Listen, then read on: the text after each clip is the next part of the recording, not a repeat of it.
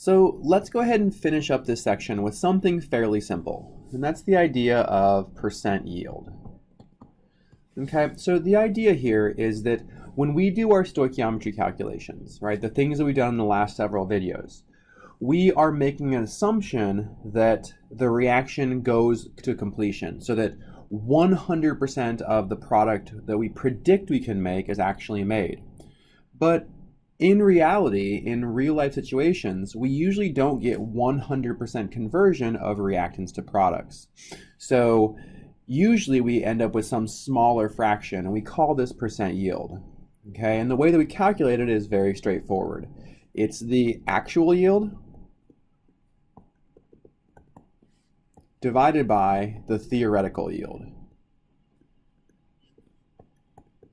And then to make it a percent, we take it times 100.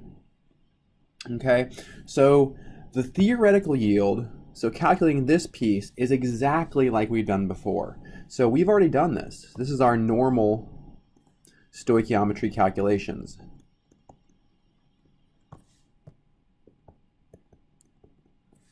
Okay, and then you'll be told one of the other two pieces. You'll be told the actual yield, or you'll be told the percent yield, and then you can calculate the other one.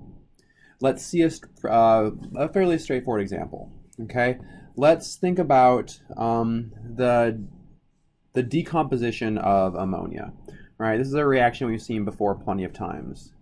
So we have ammonia decomposing to make nitrogen gas and 3 equivalents of hydrogen gas. Okay, let's say that we start off with 100 grams of ammonia, and the reaction proceeds with, let's say, 45% yield. Our goal is to figure out how much hydrogen gas we make. And we want to report this in grams. So we want to figure out the mass of hydrogen gas that's made when 100 grams of ammonia decomposes with a yield of 45%. Okay, so in our calculation up here, in our equation, we're told the percent yield. We're given enough information to calculate the theoretical yield. So then we can, from this equation, we can calculate our actual yield. Okay, so to start this off, it's exactly like we've seen before. We only have one reactant, so there's not going to be a limiting reactant calculation. It's straightforward. We have 100 grams of ammonia. Okay, from the periodic table, we can figure out that there are 17.04 grams of ammonia in 1 mole of ammonia. From our balanced reaction, we know that for every 2 moles of ammonia, we produce 3 moles of hydrogen. And our last conversion then is figuring out that for every 1 mole of hydrogen, there is 2.02 grams of hydrogen. Following along our calculations here, grams of ammonia cancel, moles of ammonia cancel, moles of hydrogen cancel. We'll be left with grams of hydrogen. So plugging this into your calculator, we see that we can theoretically produce 17.78 grams of hydrogen. This is the maximum amount we can possibly make if the reaction proceeds perfectly. This is our theoretical yield. Okay, so we can then calculate our actual yield from this, since we know that the percent yield is 45%.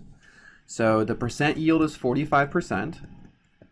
This equals our actual yield. I'm going to go ahead and put AY here for actual yield, divided by the theoretical yield that we just calculated, which is 17.78 grams, and then times 100. So solving for our actual yield, we see that we actually make 8.00 grams of hydrogen. Okay, so that's the only extra step when you have to work with yields of a reaction, right? So if you're told the percent yield, you need to make sure to take into account the fact that not all of the product is made like we would normally assume.